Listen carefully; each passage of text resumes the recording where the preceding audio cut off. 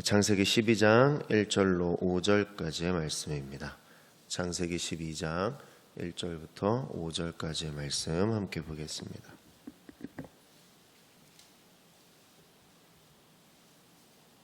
창세기 12장 1절로 5절까지의 말씀 가정에서 함께 봉독하겠습니다.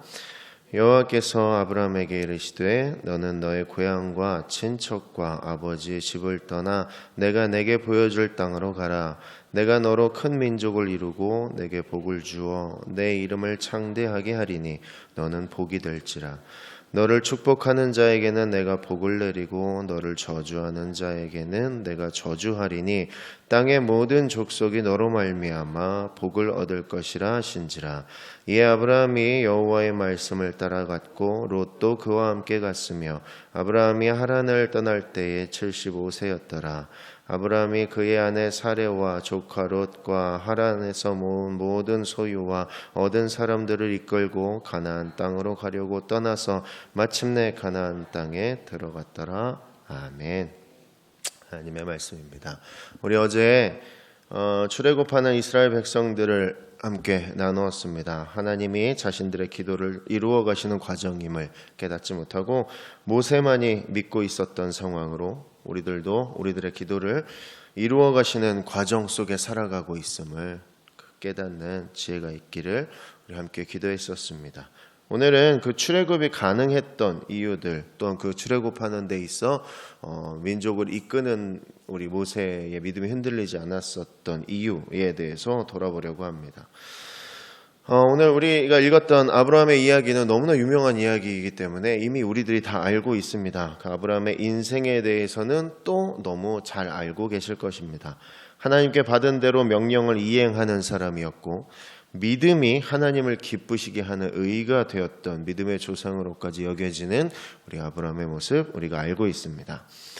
아브라함에게 지금 하나님이 지금 있는 곳을 떠나서 지시한 땅으로 가라고 명하십니다. 근데 이 명령 자체가 이 당시 시대에는 굉장히 어렵고 고민해야 될 만한 일이고 게다가 무엇보다 중요한 건 전체 내가 함께 살고 있는 그 공동체 우리 가족이 안전함을 좀 포기해야 이것들을 실행할 수 있는 일들입니다.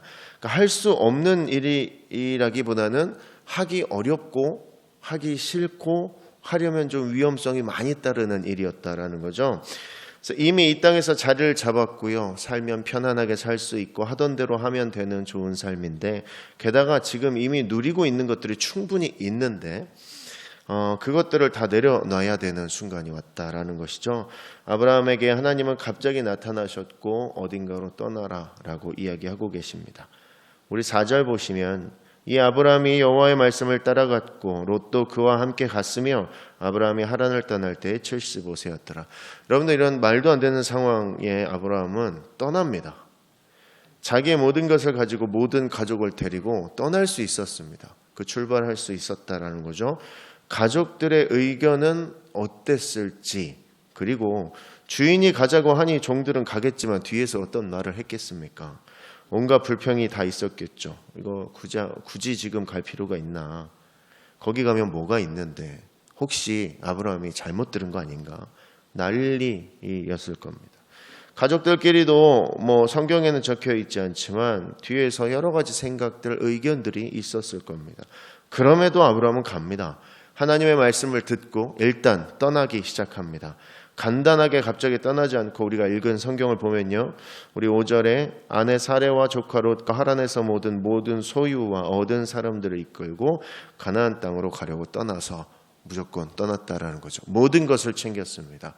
가지고 있는 또한 본인과 함께 연락되고 관계하는 모든 것들을 함께 떠나기 시작합니다. 근데 지금 어디로 가는지 성경은 분명히 말씀하고 있습니다. 가나안 땅으로 떠났다라고 이야기하는데요. 우리가 읽지 않았지만 히브리서 11장 8절에 보면 이런 말씀이 있습니다. 믿음으로 아브라함은 부르심을 받았을 때 순종하여 장래의 유업으로 받을 땅에 나아갈새 갈 바를 알지 못하고 나아갔으며 라고 되어 있어요. 갈 바를 알지 못했다라고 되어 있죠. 하나님께서 목적지를 정확히 정해 주셨는데 히브리서 기자는 아브라함이 목적지가 없이 가는 사람처럼 설명해 놓았다라는 겁니다. 왜냐하면 이 말은 지금 목적지가 없다기보다는 떠나고 있는 그 길에 어떤 일이 벌어질지, 무슨 상황에 놓일지, 우리가 밟는 그 길이 어떤 땅이고 어떤 나라를 만나고 어떤 문제들을 만날지에 대한 아무런 정보가 없이 불확실함만을 가지고 그 자리를 떠났다라는 거죠. 결국 미래를 알지 못합니다. 가라고 하셨고 그래서 이끌고 떠났는데 모두를 데리고 나와 걷고 있는 자신도 앞으로 무슨 일이 벌어질지 어떤 땅에 가게 될지 모른다라는 거죠. 모든 것이 새로운 전부가 처음인 상황으로 돌아가게 되었다라는 거죠. 앞으로 나타날 모든 여러 가지 일에 대해 아무런 준비도 되지 않은 아브라함은 무언가를 믿고 나아갔을 겁니다. 아무 확신도 없이 그 길을 떠날 수 없으니까 뭔가를 믿고 나아갔을 거예요. 그럼 우리 쉽게 이런 생각이 들죠. 하나님 믿고 나간 거지. 맞습니다. 하나님 믿고 나갔겠죠. 그런데 아브라함이 확신했던 이유가 2절과 3절에 나와 있습니다. 내가 너로 큰 민족을 이루고 내게 복을 주어 내 이름을 창대하게 하리니 너는 복이 될지라. 너를 축복하는 자에겐 내가 복을 내리고 너를 저주하는 자에겐 내가 저주하리니 땅의 모든 족속이 너로 말미암아 복을 얻을 것이라 하신지라. 자신의 앞날을 지키시겠다고 확신하는 하나님의 약속, 그 약속을 믿고 나아갔다라는 거죠. 현실적으로는 아무런 보증도 없고 그냥 가는 겁니다. 보장된 것이라고는 하나님의 말씀과 약속뿐이었고 밑도 끝도 없이 그냥 본인의 확신만을 갖고 떠나는 것처럼 주변 사람들은 보였을 겁니다.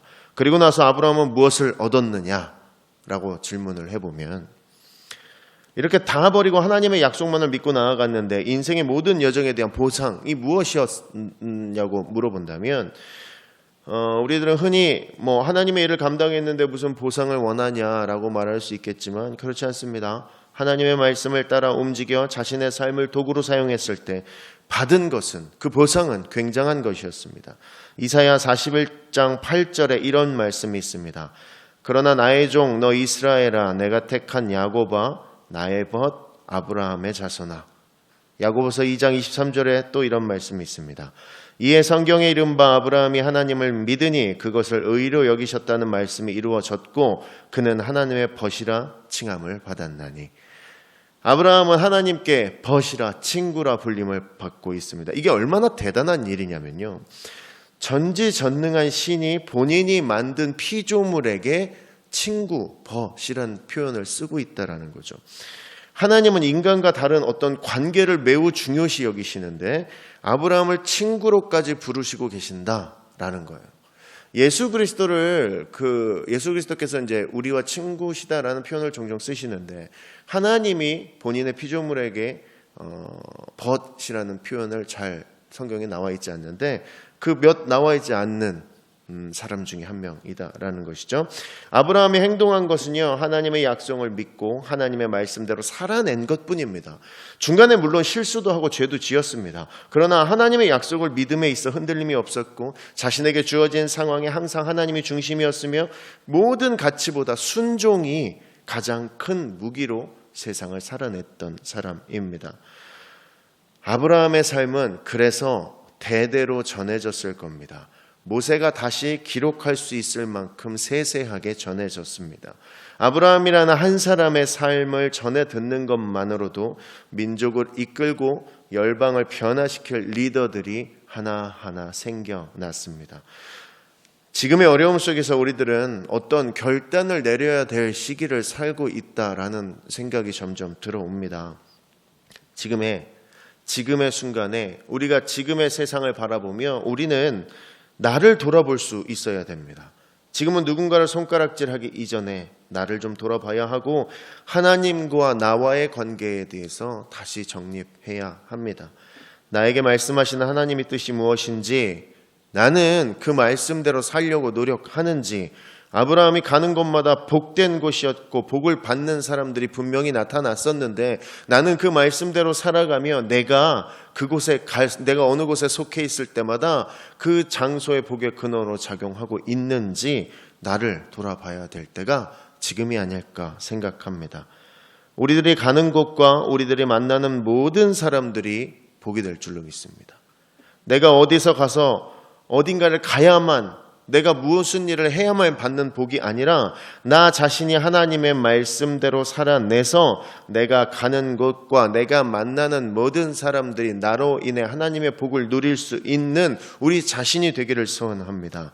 하나님의 약속을 믿고 말씀대로 살아내기만 하면, 그리고 순종하기만 하면 얻는 복이 이것입니다. 짧은 시간입니다. 우리가 드려지는 아침에 이 새벽 예배는 너무나 짧은 시간이지만 이 오늘이란 하루를 살면서 하나님의 뜻을 기억하시기를 소원합니다. 하나님이 우리에게 주신 사명들을 다시 깨닫기를 소원합니다. 하나님이 우리에게 주신 그 사명들, 내가 첫 신앙을 할 때 가졌던 그 확신과 결단들, 결심들 다시 한번 되뇌어서 그렇게 살아내기 위해 애쓰는 오늘 하루가 되기를 소원합니다.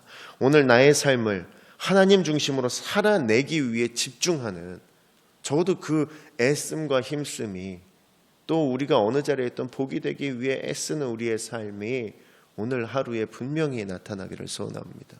그것들을 위해 다짐하고 그것들을 결단하고 그대로 살아내는 우리 일상교회 공동체 모든 지체들 되기를 소원합니다.